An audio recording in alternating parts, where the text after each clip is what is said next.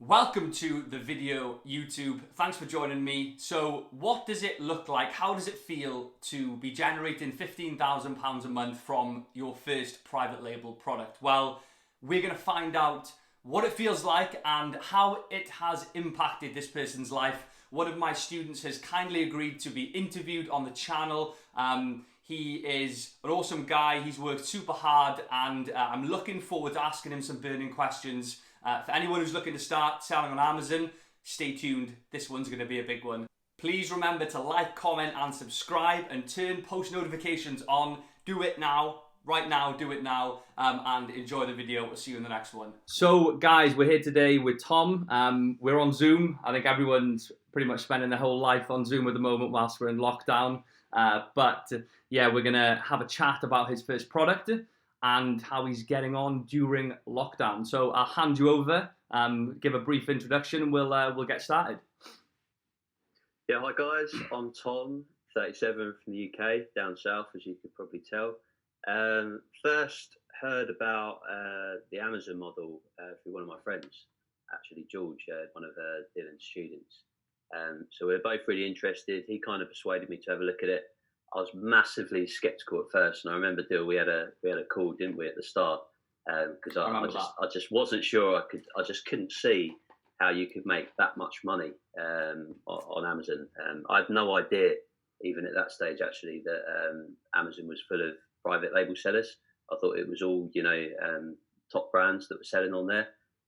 So I was really surprised. But I think after that call that we had, and then going away and doing some research, I could really see the value in it. I'm quite meticulous when it comes to research and detail, so I wanted to do my own research to see if it was a valuable option, and it was. I could genuinely see, if you put in that hard work, how you could make some serious money out of it. So yeah, that's how I started, really. Yeah, I think it's a good point. It's a general misconception, I think, quite common, that, and I was one of the people who thought this initially, that Amazon sold on Amazon, and there wasn't this huge sort of proportion of the market that was dominated vastly by private label sellers, which is obviously what you and I are doing at the moment. But yeah, it's they've got a pretty big market share, private label sellers, and the opportunity is clearly there, which hopefully we'll be able to demonstrate in the interview when we get stuck in. But I mean, what got you started at the beginning? So I know I remember the call that we had. That sticks in my mind, that call, because we had another call, didn't we, more recently, when I remember the first call. Again, you were sort of quite skeptical and couldn't really understand how this would fit together to work. And then we spoke, 8 months later, and you were like, "Wow, it's working now, and I'm doing it at this point." But what spurred you on at the beginning to sort of take that first step to commit to it? Because that's the position a lot of people are in. They struggle with. Yeah, absolutely. I mean, obviously, I had a good job, was earning, pretty good money, but I was the only one earning money in my household. My partner wasn't working. She's a full-time mum.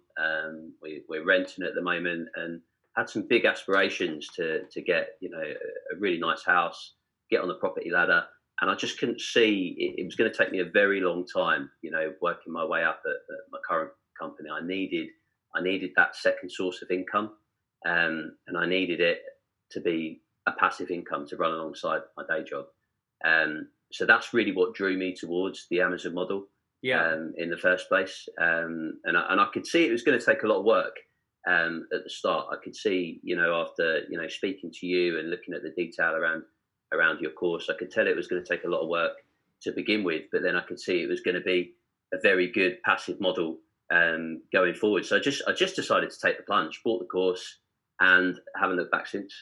Because the passivity is a big thing for a lot of people, because in real life terms, people haven't got the time to be going down to the post office. I mean, if I'm shipping 30 units a day, you're shipping, roughly 40 at the moment a day. There's no way you could be, that would fit in with your life and your job and your family, which is a big reason why people, will move away from the idea and the concept, because that, they'll feel that, just like eBay, for example, as long as you're not using external fulfillment, you've got to do all that work, and that's not the case, obviously, with what we do, and that's what draws a lot of people into it. Once you understand that you've got the logistical side of things covered, yes, you've got to pay for it, and it's got to work into your numbers. That was a big part of it, for sure. Yeah, the fact that Amazon would run absolutely everything, and obviously take their cut.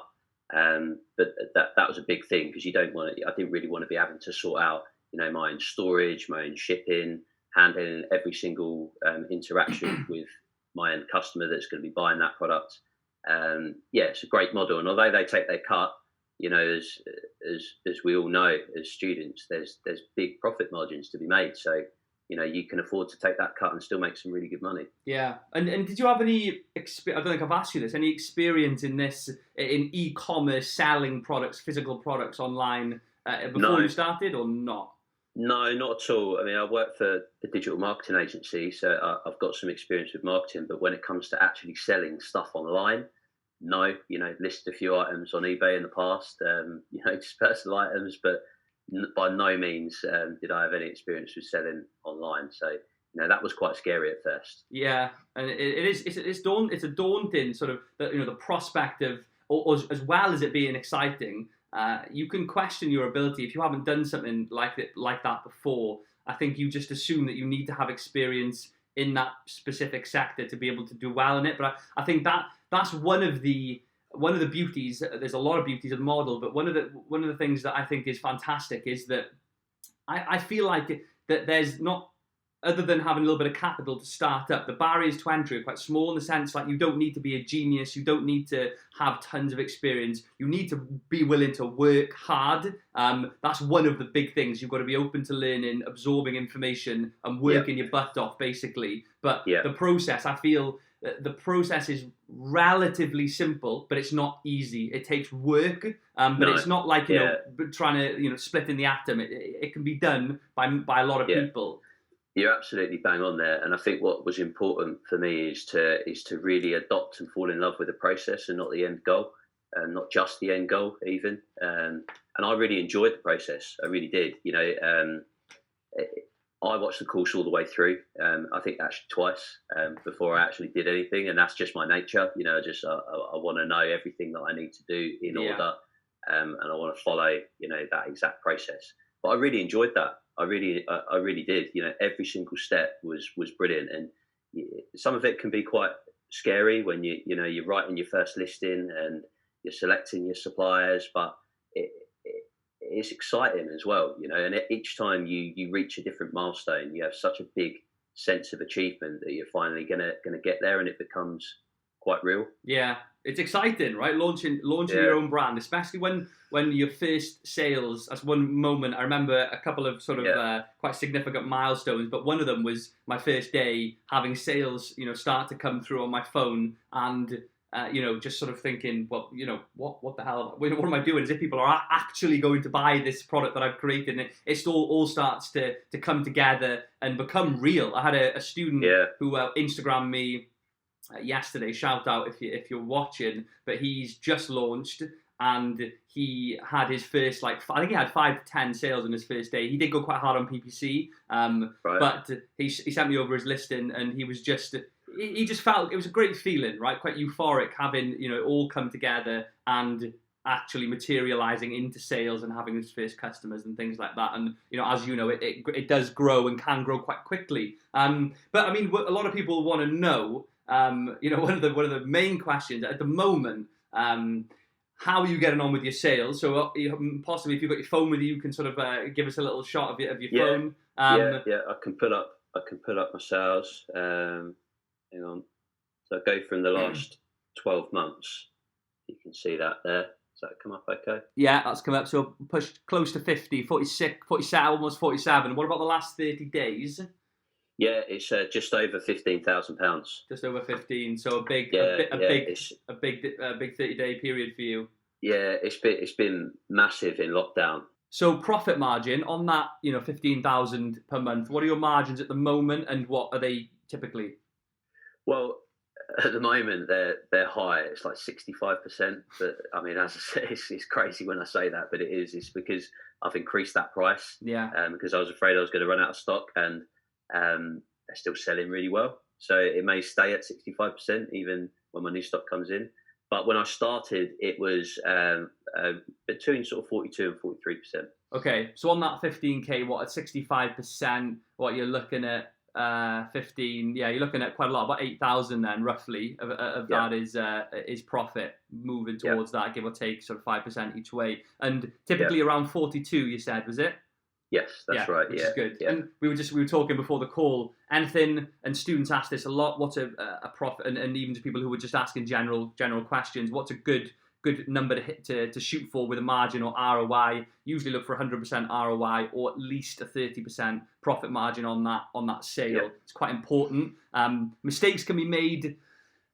One big mistake to make is to not fully understand your numbers and launch at a price where you believe to have a certain margin. So, for example, say 25 when you launch, and you realise that you've messed something up, and actually it's 15, and you've then got to take into account giveaways and PPC if you do opt for that, and it can cause a product to fail completely. And I've seen it happen, and people have been kicking themselves and said they just rushed it, and they didn't price things up properly. They didn't crunch the numbers and analyse them as much as they should. And the thing is, not everyone are number people. They don't.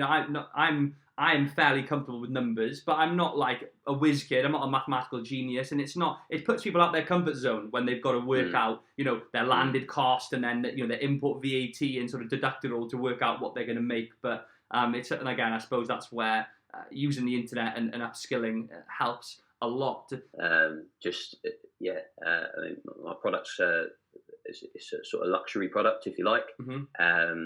And it's just done amazingly well in lockdown. It's blown up so much so that I've nearly run out of stock.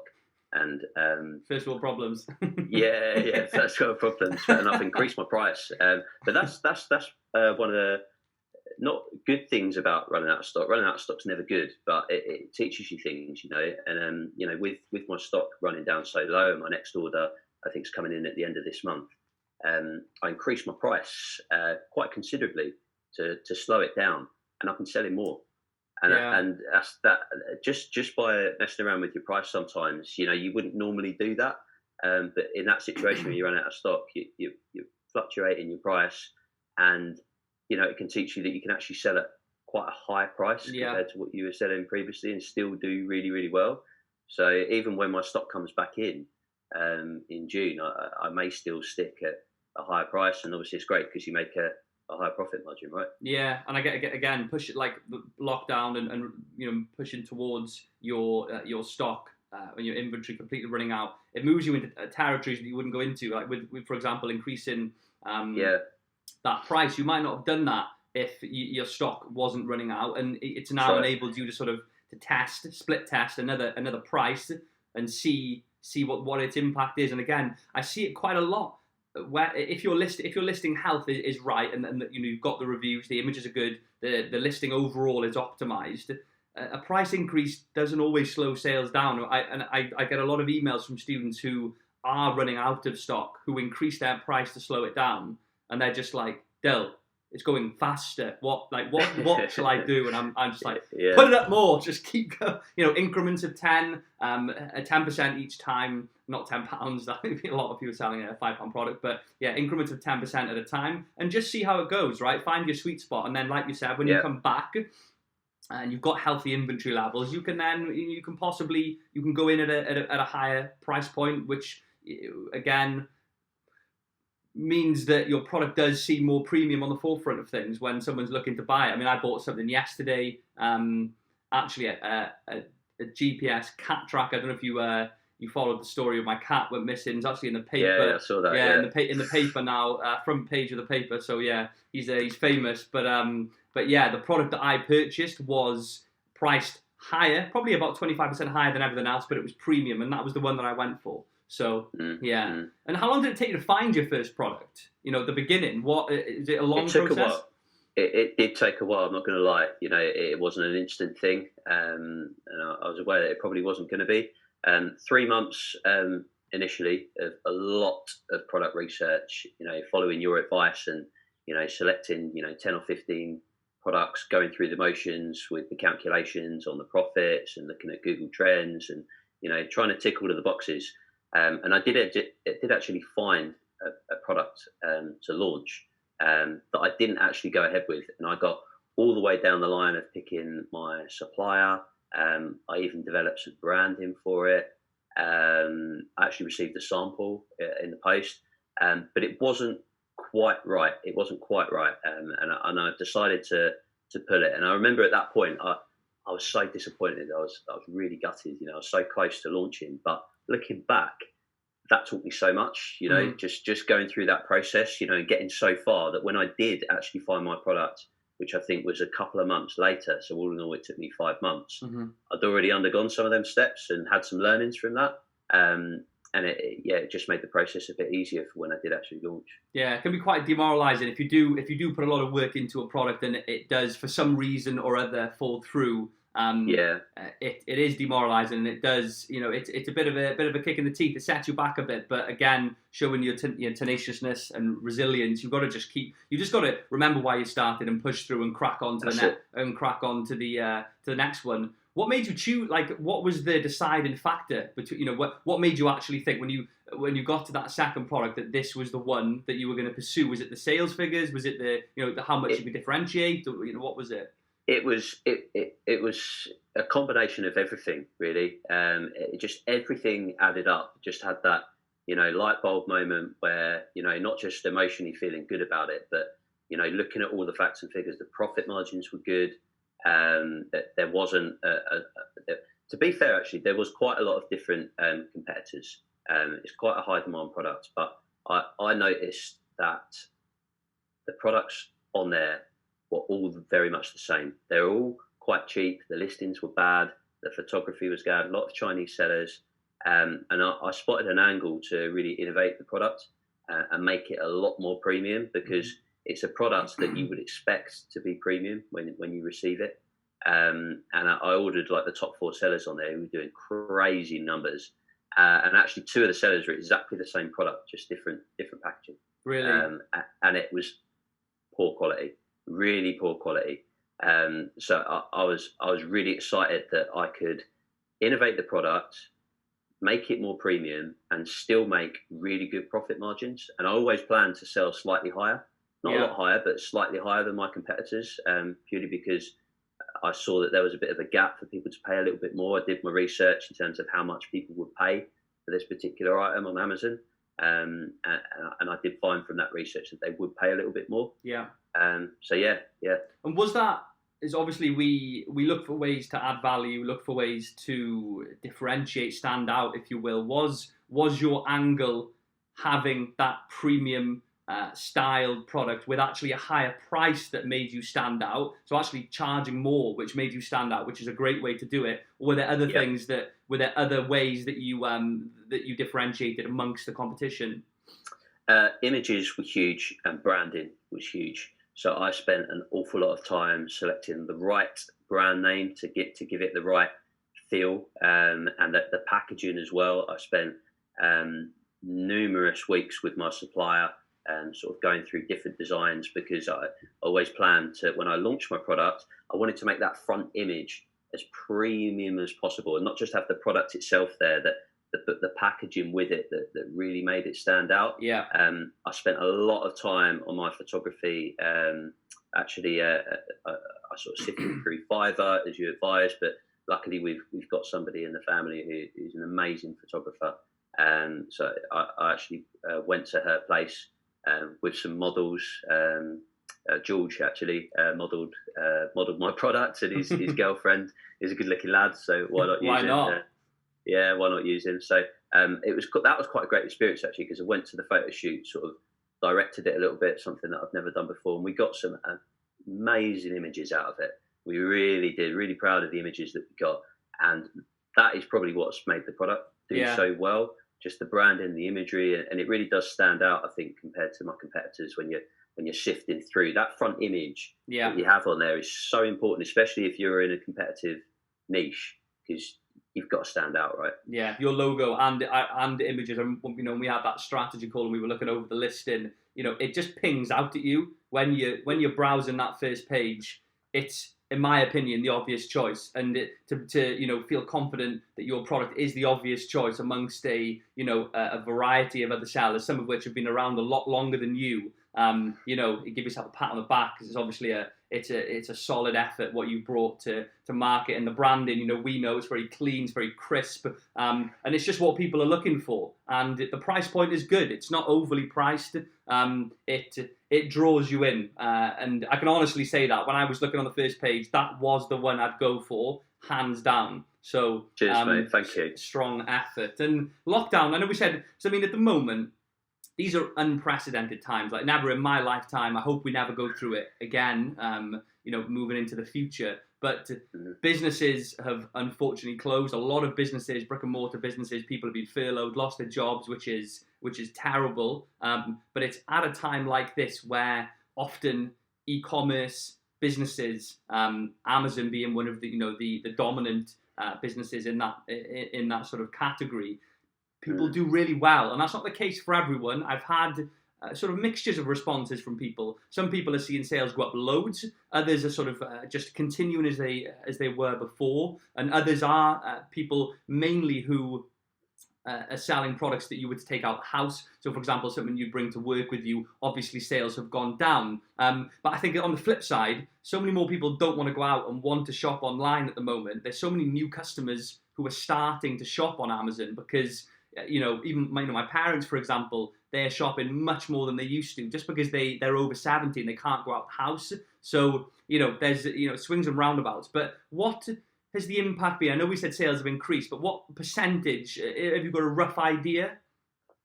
So I have recently launched into Europe as well. So I'm in the UK and Europe at the moment. But if you're looking at just the UK alone, it probably went up 30 or 40%. Yeah. I'd say 30 or 40%. Europe was probably more difficult to tell because I just launched into Europe before lockdown. Yeah. But Europe's doing well, but I've got nothing to compare that to. So 30 or 40%, I'd say. Yeah, which is awesome, right? Because as we've just mentioned there, what's going on at the moment, to say that your business has increased by 40% because of this is just crazy. And again, that isn't the case for everyone. But my sales have pretty much continued as they usually are, gone down a little bit because again, my product is something that you'd use if you were out and about, basically. So we take it as it comes. But hopefully this gets lifted soon and things start to move back to normal as things begin to be eased. But on the topic of branding, and you mentioned that branding was really important. How did you actually choose the angle that you were going to come at with the brand and have it all? And have you got experience in branding? How did you get it all to come together to the product that you've got today? Yeah, I mean, I don't have experience per se with branding like my own products, but I work in a digital marketing agency, so I've got an appreciation of how important brand is. And that was something I was really keen to do, to make sure my brand was really strong. Yeah. For a couple of reasons, I suppose, because I knew I always didn't just want to launch one product. I wanted to launch multiple products, as you teach so well in your course.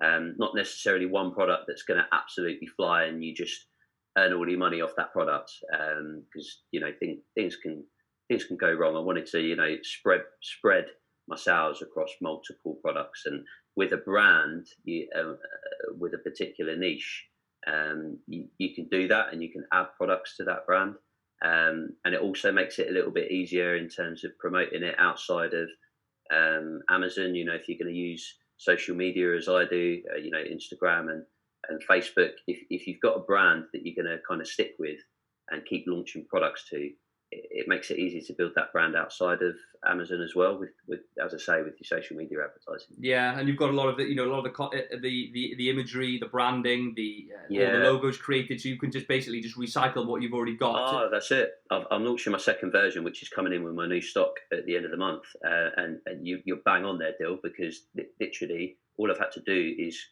pretty much create the same pictures, the same photos, just with the different variation of this product. And even really the listing description and the key bullet points remain very, very similar. So it's been a lot easier to launch that second product. And had it been a brand new product in a completely different category under a completely different brand name, Not to say it wouldn't work, but it would have been a lot more work to launch that second product. Yeah, absolutely. I noticed that a lot from students. It varies.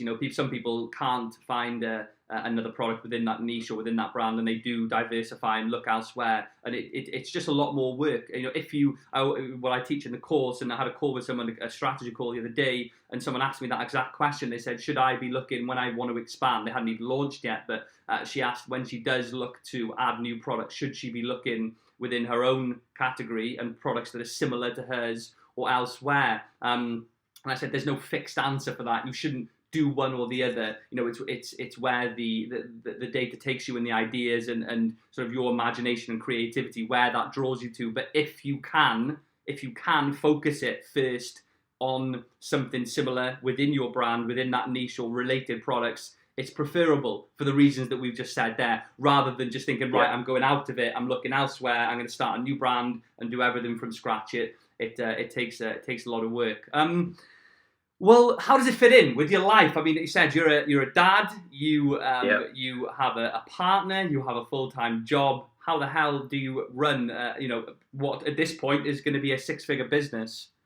Yeah, I suppose looking back, just take a step back when I started. It wasn't too bad. I was just I put in an hour in the evening because I was at product research stage. Didn't get too carried away, but those hours soon build up, right? You do an hour every evening over the week. That's 7 hours worth of product research. So you can do it. You can definitely do it. I think when I got further into it and there was more involved with talking to suppliers and stuff, I actually started getting up quite early. I was getting up at like 5 o'clock. Just when it got a little bit more hectic, but part of that was just to get running, get a workout, get energized for the day. But then I'd use like 40 minutes of that time to do a bit of FBA work, spend a bit of time with my little girl, and then log on for work or go and see a client, and then come back and do another hour. And that, now with lockdown that's hit, I mean, that product there that you see is very little to do on it. Just keeping on top of stock levels, tweaking things here and there. I'm always looking to try and optimize and improve it, build up the reviews. So very, very little work on that side. But now obviously I'm looking to scale. I'm launching my second version. I've just gone into Europe. I've started getting up early again. Started getting up at like 5:30 just to go for a bit of a run, get energized, and do a bit of FBA work before I log on and do my day job. It's exciting though, isn't it? It gets you up. I even to this day, I've got a few things that I do, but it's exciting having your own business, your own little venture that you're working on. Something that, and again, it's one thing that drove me a lot and still does, is I like the fact that with the job, the amount of hours that you do are fixed, and you can only get out pretty much the amount of time that you put in. Whereas with an Amazon business, the potential is endless. There is no ceiling to how big it can get, how many products you can launch. You've got no cap, and that's exciting. And especially looking at yourself now launching a second product. I mean, where do you see it going? I mean, what's your end goal? If you look, say, 2-3 years down the line, realistically, have you got it? Realistically, and sometimes I have to pinch myself when I'm saying this, but it all adds up, right? It's all going in the right direction. In 2 or 3 years' time, we're probably going to buy our dream house with the money that Amazon's brought in. I think if it carries on going the way it's going, with me scaling it and looking at the profit margins and obviously money from my day job. And at that point, once we've got the house and we're there and we're settled and we're happy, I will give up my day job and I'll do this full time, 100%. I want to be launching, another 10, 15, products, probably different versions of what I'm looking at now. Maybe even, something under a different brand name. I don't know, but all I know is Amazon FBA is going absolutely nowhere. It's just going to go. It's just getting bigger. It's just getting bigger, mate. So, my advice to anyone out there is take action now. It's only going to get more and more popular. Just, do what I did, do what all of your students have done, and just take the plunge. and do it. Might be scary at first, but you'll be rewarded for it. Yeah, and it's exciting, mate. When you talk about it like that, looking forward into the future and scaling. I mean, if you look at your understanding now of the business model and your experience with this product, and where you can see, and I can see it too, with your second product going very well, and then reapplying that to future products. To think that your business could be hitting sort of 50, 60K revenue a month is realistic. Moving forward 12 months, 18 months time, and to say you've got a business that's doing 60K, and at that point, right, I know I'm sort of hypothesizing here and looking at what could happen, speculating, but looking at it realistically, if you're spending, what would you say, an hour, not including the new product and anything related to that, just your product that you're selling at the moment, what, an hour a week, maybe 2 hours a week, just the managing, would you say? Yeah, that's fair. Yeah, definitely. And if you've got 4 or 5 products, 5 to 10 hours a week, that's pretty. That's not a lot of work time. It gives you a lot of time to spend with your family and to do other things, which is equally as important, if not more important. So that's pretty awesome. And so it's not all good. And I know this from we were talking about something earlier on. I've had a lot of issues and problems, and again, you overcome them and you learn from your mistakes. And sometimes it's not a mistake; it's just Amazon are hopeless and they make mistakes, and you are the victim of that mistake. But what is the most annoying thing? What is the worst part of selling on Amazon? There's got to be something. Yeah, I think the worst part is that it's the support you get from Amazon isn't great. It's good for basic issues. Don't get me wrong. If you've got basic, listed issues or setup issues, it's fine. But as soon as you run into anything a bit more complex, it's very, very frustrating. And what I've learned over time is it's useless getting frustrated with the people over the phone on Amazon or on chat. You just got to keep going with it and find different people within Amazon to resolve your problem. But that's where the beauty of having some support outside of Amazon really, really helps. Like your forum, the Facebook group, your self deal. If I've got any problems and I can't get it resolved for Amazon, I can come to somebody, whether it's you or a student that's had experience with that, and 9 times out of 10 get it resolved pretty damn quickly. Yeah, and we've got some pretty awesome, moderators within the group. Neelan, Tony is very experienced as well. We've got a multitude of people who will be able to answer a lot of queries, which helps a lot.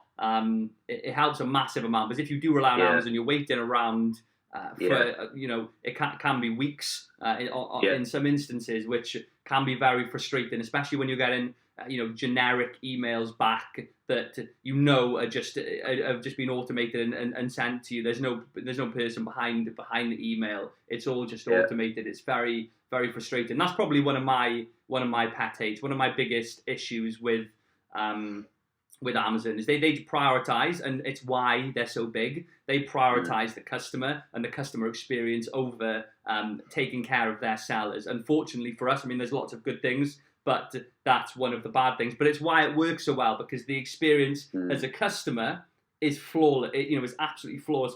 Another example would be, my product, it gets shipped out, used for 25 days, and then returned. Now I'm on the returning end of that, thinking, well, there's nothing wrong with this, and they've been using it for nearly a month, and they've returned it. Yeah. But there on the other end, as the customer, thinking, wow, this is great. This is just the best platform ever. I order, it's cheap, it comes the next day. I can use it for a month and send it back, which is obviously abusing the system. But again, that's they should have better ways to police that, I think.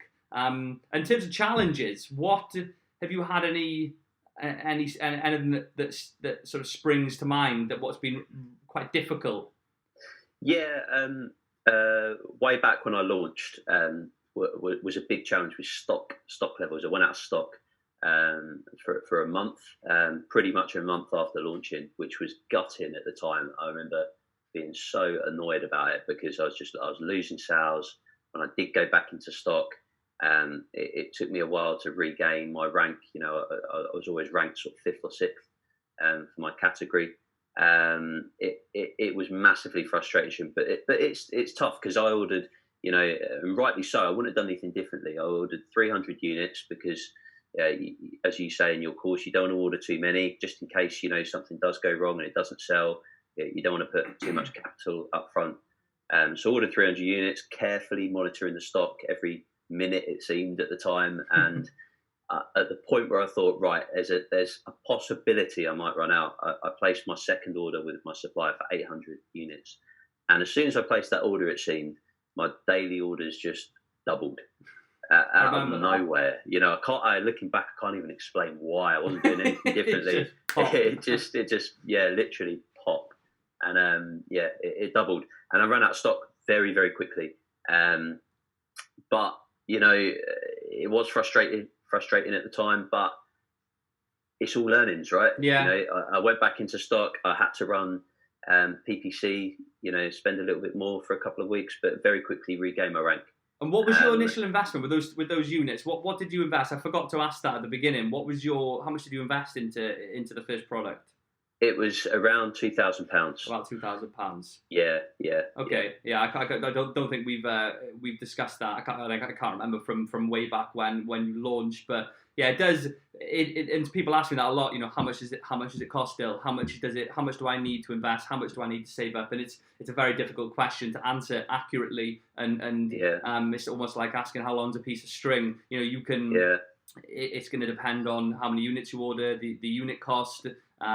How much you invest into branding, if you outsource things. But if I were to look at hundreds of students who have launched, it seems to fall within the 1,500 to 2,500 bracket as an initial investment. Typically, I have seen it as low as 1,000, sometimes a little bit lower, but that's rare, and it's not advisable really. I mean, I don't think it's a good idea to launch for less than 1,000 because you're likely going to be cutting corners and you're probably not going to be ordering anywhere near enough units. You might be ordering like 50 or something, and it can go right the way up to 5,000. I think it's probably one of the highest initial investments that I've had. But yeah, I suppose you're right in the middle at about 2. So what reviews? You mentioned you had a good method, quite an effective method to gain reviews. What can you tell everyone about that? The main thing I found, which seems to really bump up the reviews, is Jungle Scout. If you've got Jungle Scout, I'm sure it's like most of the students have, and people watching this definitely get it. It's a really important tool when doing Amazon FBA. But on there's an extension, and not just the extension where you do product research and you look at how people are selling. You can add that extension to Amazon Seller Central to your orders page. And what that does is at the top, you'll have a little orange button. And if you click that orange button once a week, it will automatically send an email out to all of your customers that have ordered that product. And it's not you sending that email out, it's Amazon that send that email out. And the reason why that email is so effective is when it drops into people's inboxes, they can literally leave their review straight away. They don't have to click a HTTPL link and go to their order and scroll down to leave a review. It's an instant thing. It makes it very easy for the customer to leave that review. And in lockdown in particular, I've been, just by doing that once a week, I've been seeing like 10 reviews a week go up, which is a lot.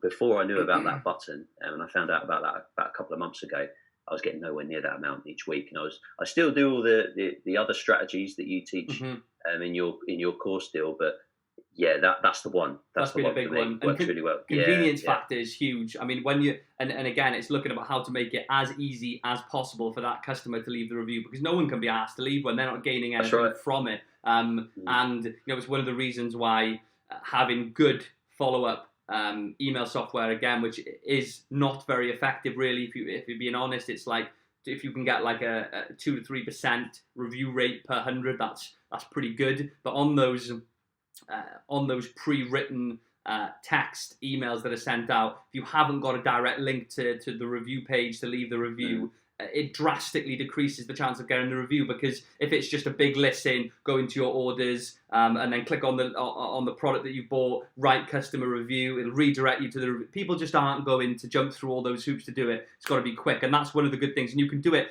even if you don't use Jungle Scout. You can just go into Amazon and they've got a button to send them out, and it, again, like you said, it makes it so easy and convenient to just type it in and press submit, and it's done. They don't have to do anything else. So it's and 10 reviews a week is a lot of. I mean, how many units are you selling? 280 a week, something like that. 40 no, a day. It's a lot more. A month. A month. About 500-600.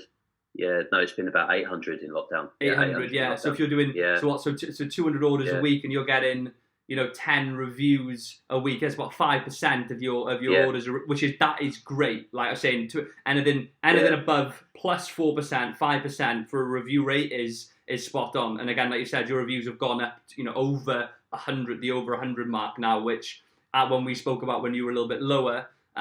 Soon as you break that 100, and we won't say what review count you're on, but you're north of 100, it makes a big difference. And it's the same difference usually you find as going into double digits. So when you're 8, 7, 6, 5, 8 reviews, as soon as you break the 10 and then start breaking into 25, 50, there's these milestones, and it's hard to measure, but it does increase sales a lot.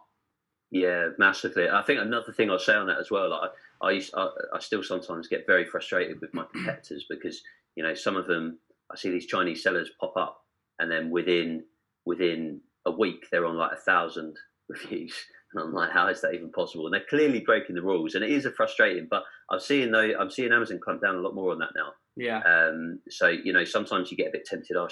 Should maybe I bend the rules and go out there and get some reviews that you're not supposed to through methods that we all know that you can't do, and you can get caught out on. It's not worth it. It's not worth ruining your dream over. You get your product taken off Amazon and suspended. And I've seen some of my competitors, I've seen that happen to some of these sellers, where all of a sudden they're just gone, or their reviews are right down to 4 or 5 reviews. And sometimes they'll remove them, other times they'll remove you. And the thing is, it can come at an awful time, because if you have cheated the system and you have been a bit naughty, and you've got, say, 100 reviews through review groups or other ways that you're not supposed to through Fiverr, and suddenly sales are going great, you're like, wow, this is amazing. This is so good. And then suddenly it's pulled from under your feet, and you've lost it all after having that taste of things going well. So it's not worth it. It's not worth it. And I know when you launch, doing it, having a select group of people that you may know to review, and doing that safely in a manner that is safe, that can be done safely. But again, you've got to know what you're doing. You can't, and we won't go through what you can and can't do on that front, but you know what I mean there. And we'll begin to wrap it up, right? I just ask one question. I know you mentioned, you brushed over this earlier, about using external ads and advertising off of Amazon to drive traffic to your listing. How do you find that? Is it effective, and what do you use? Yeah, so it is effective, definitely, and the price per click is cheaper as well, I find. I use Facebook, which automatically integrates with Instagram. So I use the ads on there. Very similar to how you run it on Amazon. You'll set up your initial campaign, and then you can get a little bit more targeted with it as time goes on. The only thing with that, you can't see the conversions, but it's pretty obvious when you've not been doing advertising campaigns on any social media, and then you start doing it and you see your sales jump up. That's the only indicator that you need to know that it's worth doing it. You don't have to do it. PPC is great. It's just another avenue where you can increase sales. And as I say, it's pretty damn cost effective as well. Yeah, and it's all about with your product, with all products, it's about exposure, isn't it? It's about being visible to more people and having a listing that converts. And if you can get 1,000 people a month coming to view your listing from Facebook and Instagram that you didn't otherwise have, and they're targeted people. You're not targeting someone who's not going to use your product. You're targeting people who will, or who are susceptible to be prone to at least exploring the idea, who maybe haven't bought something like that before, but are interested in similar things. So, and you mentioned advice to a newbie, because there's a lot of people that that watch this channel, and a lot of people that will explore the idea, and they're just never able to follow through from it. And I hear from lots of people, and quite frequently I'll hear from the same person who reached out to me maybe 6 months or a year ago, and they'll say, Del, I've been silly, I've been an idiot, I wish I'd started this sooner, and it's now been a year that's gone by, and I've been watching you for a year, I've been watching lots of other people for a year, and now I want to start.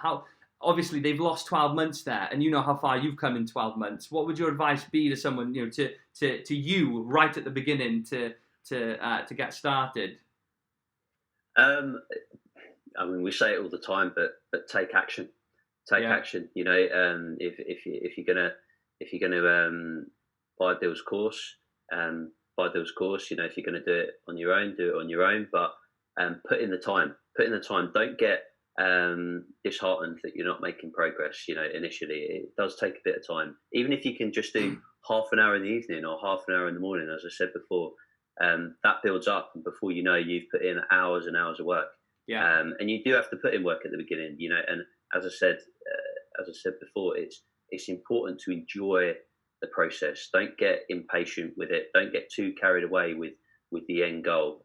Make sure that you take the necessary steps, watch the course, follow the process, but enjoy yourself with it. Even if it takes you 3 or 4 months. There was points where I used to get really frustrated. I'd be blind with product research. I just have to take a break from it. I'd be like, God, am I ever going to find this product? But you will find it. You will find it, and it might take you an hour. You might be really lucky, and all of a sudden everything fits into place. Or it might take as long as it did for me, 5 months. But have faith, put in the time, and it's a real thing. It's a real thing. We had a call, I think, a month ago. You asked me how I was getting on, and I said I still can't quite believe it. I'm seeing these numbers on my phone. I'm looking at these sales. I'm looking at the numbers and the profit margins that I keep in my spreadsheet, and it doesn't feel like real money, but of course it is real money. It is. And it's an amazing feeling. And it's hard. I think it's understandable that when you haven't done something like this, and you're possibly watching content of other people who are doing well, it's hard to visualize it actually happening to you. And I felt like that. I was watching a lot of big YouTubers at the time, mainly in the States, because there was no one really on YouTube in the UK at the time, and it just didn't seem possible. There was no other way around. I couldn't convince myself, no matter how many interviews I watched or how much research I did. I don't think I really appreciated the fact that it could be as big as it was until I started to see the sales come in. And big months, sort of like 40k months, 45k months, were just madness whilst working, which was even more shocking. I was in school trying to concentrate on what I should have been concentrating on, like 30 kids screaming in front of me. But I was like, at lunchtime, I'd look at my phone, I'd be like, done $2,000 today. What the hell is going on? That's like 2 months' wages with what I'm doing here, working 40 hours a week. And I agree with you. I think taking action, possibly having goals, small goals that lead to bigger achievements and bigger milestones. You don't need to go into it thinking, I need to quit my job after 6 months and I need to be doing 100k a month. Don't go in with that mindset. Yes, it's good to dream big, I think, and have aspirations, but have smaller milestones, smaller goals. Finding the first product, reaching out to suppliers, launching, having a budget for PPC, branching out into new products, hitting your first sort of £1,000 month, and then your first £5,000 month, and it adds up. And all these little, like you were saying, with the hours you put in. With product research, they all they culminate together. They come together. It makes something much bigger, and it does take time. It does take time, but it does. Taking action is... definitely. I think that's great advice, and especially on the small goals things. I remember that when I first launched, I had, if I can just do £500 a month, I'll be absolutely delighted with that. Yeah.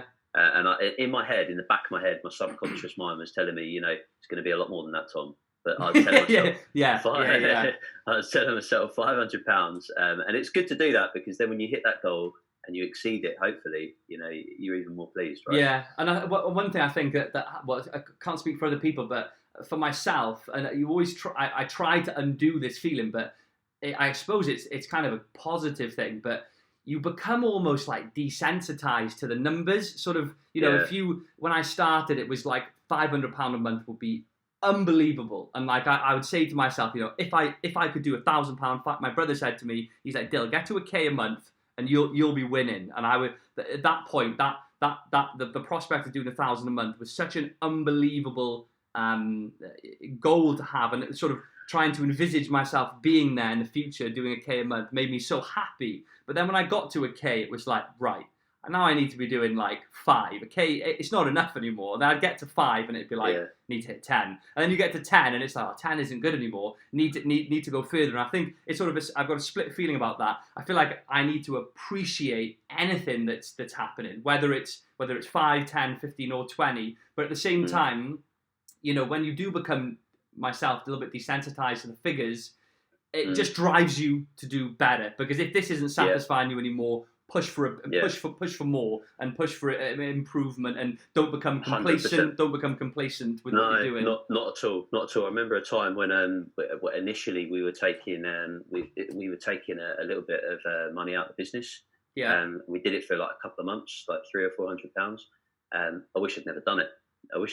Because now we take nothing out and everything gets invested back in. Obviously we've got this dream of buying this house. Everything that we're earning from Amazon is staying in that business account. But also, you want to.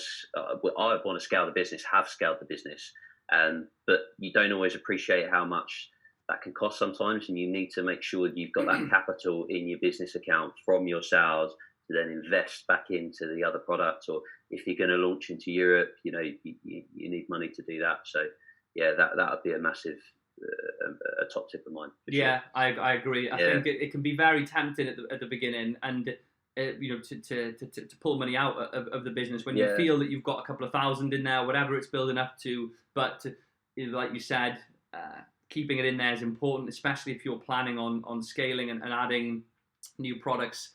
Costs that you couldn't predict just pop up from nowhere, and it's good to have capital in there. And there's ways, like you said, when you get to the point where you've got a comfortable amount in that account to be able to purchase a reorder for your existing stock, potentially for a new product or 2 new products for any bills that you've got outgoing, but you've got enough to take a chunk out without it having any real impact on the prospects of the business. It can be done so in a clever way, whether it's through your personal allowance or whether you take out a dividend, whatever that you feel is necessary. For me, I did a bit of both. I had I was on the lower earnings limit, so like right at the bottom of my personal allowance, so I don't pay any tax on that. I would take that out monthly because I could afford it whilst scaling at the time, and then I'd just take a dividend at the end of the year to try and reduce whatever tax I had to pay. But no, mate, thanks for coming on. That was an awesome interview. I really enjoyed it. Really enjoyed it. Hopefully we'll give people a lot of insight into what it's like to be doing what you're doing and launch your first private label product. So thank you for that. I hope so. Cheers, man. Top man.